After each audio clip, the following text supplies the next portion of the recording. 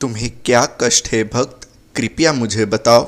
प्रणाम प्रभु, मुझे ये बताएं कि सच्चा प्रेम क्या है और उसे कैसे प्राप्त करते हैं। समर्पण और धैर्य के बिना प्रेम ज्ञान प्राप्त नहीं किया जा सकता। फिर भी अगर तुम सुनना चाहते हो, ज्ञान प्राप्त करना चाहते हो, तो सुनो। मेरे आसपास ये वृक्ष, ये पौधे, ये पुष्प देख रहे हैं आप? है ना सुंदर? क्योंकि आपने इन्हें देखा है। इसी प्रकार जब प्रेम की बात आती है, लोग किसी का मुख स्मरण कर लेते हैं। ऐसी आंखें, वैसी मुस्कान, तिरछी भ्रूकुटी, घने केश, पर क्या यही प्रेम का अस्तित्व है? नहीं, ये उस शरीर का अस्तित्व है जिसे हमारी आंखों ने देखा और हमने स्वीकार कर लिया। परंतु प्रेम भिन्न है।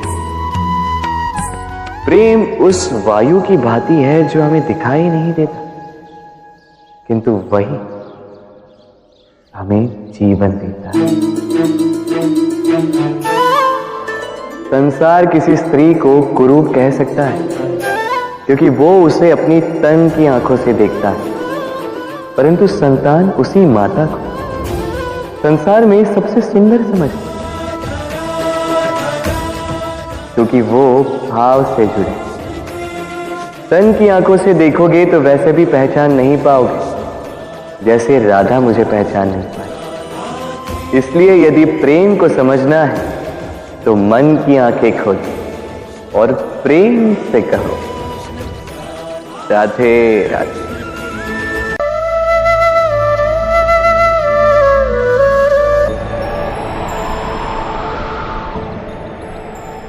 जब भी प्रेम की बात आती है, हम सबसे पहले मन में एक नायक और एक नायिका का चित्रण कर लेते हैं। क्यों? आपके साथ भी यही होता है ना? पर क्या प्रेम केवल नायक नायिका के आकर्षण का बंधन है? नहीं, प्रेम तो परिवार से हो सकता है, माता पिता भाई बहन से हो सकता है, सखा मित्रों से हो सकता है, देश और जन्मभूमि के लिए हो सकता है, मानवता के लिए हो सकता है, किसी कला के लिए हो सकता है, इस प्रकृति के लिए हो सकता है। पर प्रेम कभी उस पन्ने पर लिखा ही नहीं जा सकता जिस पर पहले ही बहुत कुछ लिखा हो। जैसे एक भरी मटकी में और पानी आ ही नहीं सकता। यदि प्रेम को पाना है तो मन को खाली करना होगा। अपनी इच्छाएं, अपना सुख सब त्याग कर समर्पण करना होगा। अपने मन से व्यापार हटा दो, तभी प्यार मिलेगा और मन प्रसन्न होकर बोले, राधे राधे।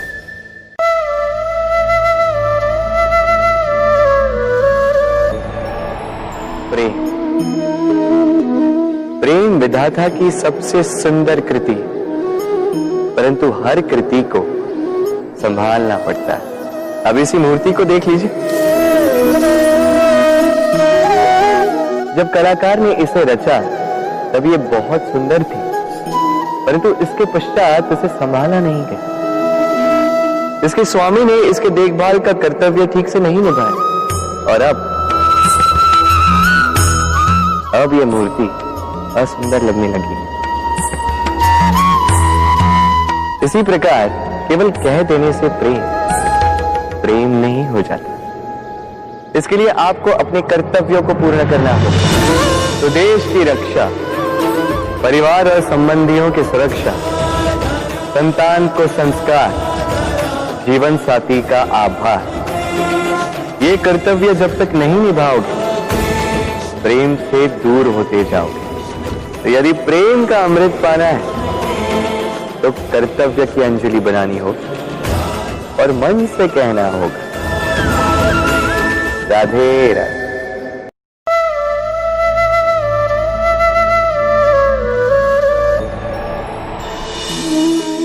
प्रेम संसार का सबसे पवित्र बंधन है, पर सच पूछो तो ये बंधन से मुक्ति है, स्वतंत्रता है।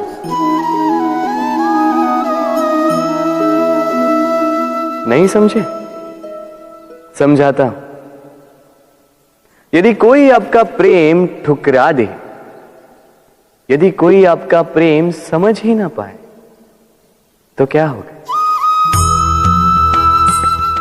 कुछ उदास हो जाएंगे, कुछ छल करके प्रेम पाना चाहेंगे, तो कुछ बलपूर्वक प्रेम पर अधिकार करना चाहेंगे।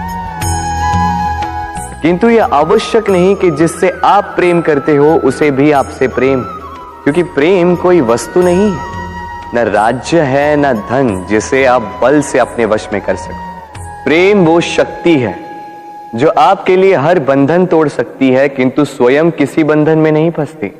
तो जिससे भी आप प्रेम करते हो उसे स्वतंत्र छोड़ दीजिए, क्योंकि स्वतंत्रता ही वो भाव है जो जीव को सबसे अधिक प्रिय है। प्रेम सच्चा होगा तो उसे अवश्य समझ में आए। तब तक के लिए निस्वार्थ भाव से प्रेम कीजिए, स्वार्थ हट जाएगा तो प्रेम आ ही जाएगा और मन प्रसन्न होकर बोलेगा, राधे राधे। राधा मुझसे कई बार पूछती, ये मोह और प्रेम में अंतर क्या है? दाऊ भी समझ नहीं पाती। आपके मन में भी ये प्रश्न चल रहा होगा कि अंतर क्या है इस मोह में और इस प्रेम में। चलिए बड़ी सरलता से मैं आपको ये समझा देता हूं। एक और स्मरण कीजिए एक मछली का, जो जल में रहती है, वहीं क्रीड़ा करती है। कभी गर्मी के कारण यदि वो जल सूखने लगे तो वो उसे छोड़कर नहीं जाती, वहीं रहती। भले ही जल कम होने के कारण वो वहां पर तड़प तड़प कर अपना प्राण त्याग दे, स्थान नहीं त्यागती। दूसरी ओर होता है भंवरा, जो किसी पुष्प के आसपास केवल तब तक मंडराता है जब तक उस पुष्प में रस हो। वो रस लुप्त, वहां वो भंवरा लुप्त। तो जो अंतर एक भंवरे में और मछली में, वही अंतर है मोह में और प्रेम। जो बिना कामना के, बिना लालच के किया जाए वो प्रेम, और जो कुछ पाने की अपेक्षा से किया जाए वो मोह।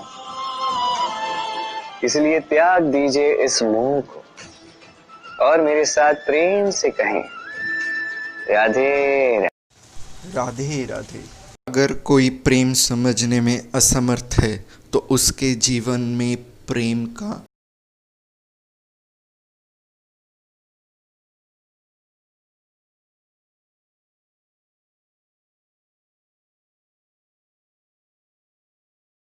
संसार प्रेम ना समझे तो ये संसार अंधकारमय हो जाएगा।